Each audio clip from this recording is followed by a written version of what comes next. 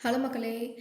நம்ம prelims and mains combine பண்ணி படிக்கும்போது, சிலபஸை ஃபர்ஸ்ட்டு மெர்ஜ் பண்ணி ஒரு பிரிண்ட் அவுட் அப்படிங்கிறத எடுத்து வச்சுக்கோங்க. ஏற்கனவே ஒரு வீடியோவில் லிஸ்ட் பண்ணி எப்படி எழுதணும் அப்படிங்கிறத சொல்லியிருக்கேன். இப்போ நமக்கு சிலபஸ் மெயின்ஸோடையது.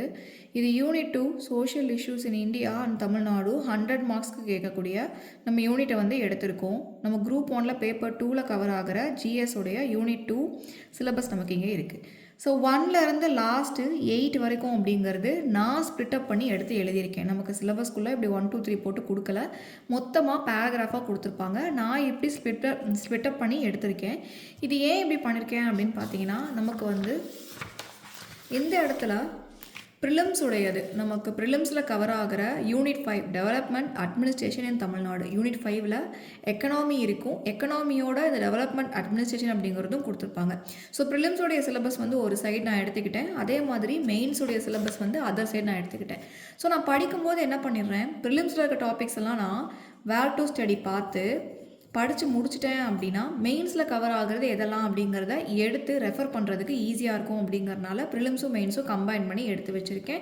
அதே மாதிரி இங்கே நான் மார்க்கிங்ஸ் அப்படிங்கிறதும் 1 by 1 நான் கொடுத்துருக்கேன்.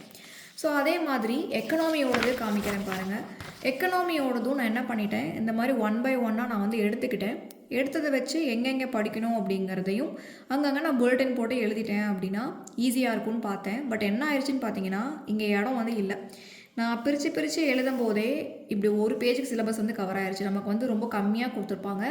சரி, நடுவில் எங்கெல்லாம் கவர் ஆகுதுன்னு எடுத்து எழுதிக்கலாம், இங்கேயே முடிச்சுக்கலாம்னு சொல்லிட்டு பார்த்தேன். பட் அப்படி பார்த்தா நமக்கு WTS நிறைய வருது அப்படிங்கிறனால கொசன்னு இருக்க மாதிரி இருக்குது பார்க்குறதுக்கே. ஸோ செப்பரேட்டாக ஒரு பேப்பரில் எடுத்து எழுதிட்டேன். ஸோ இந்த மாதிரி ப்ரிலிம்ஸும் மெயின்ஸும் நீங்களும் கம்பைன் பண்ணி படிப்பீங்கன்னா உங்கள் ஸ்டடி எப்படி இருக்குது அப்படிங்கிறத கமெண்ட்டில் சொல்லுங்கள். அண்ட் நீங்கள் இது வரைக்கும் எவ்வளோ படிச்சிருக்கீங்க, ப்ரிப்பரேஷன் எப்படி போயிட்டுருக்கு அப்படிங்கிறதையும் கமெண்ட்டில் சொல்லுங்கள். அண்ட் தனித்தனியாக எடுத்து எழுதி முடிச்சு மார்க் பண்ணிகிட்டே வந்தீங்க அப்படின்னா முடிக்கிறதுக்கு உங்களுக்கு ஈஸியாக இருக்கும். இந்த வீடியோ ஃபுல்லாக பார்த்ததுக்கு தேங்க்யூ. உங்களுக்கு இந்த வீடியோ பிடிச்சிருந்தா ஃப்ரெண்ட்ஸ் அண்ட் ஃபேமிலிக்கு ஷேர் பண்ணிக்கோங்க. நீங்கள் சேனல் சப்ஸ்கிரைப் பண்ணலன்னா சப்ஸ்கிரைப் பண்ணிக்கோங்க. தேங்க்யூ.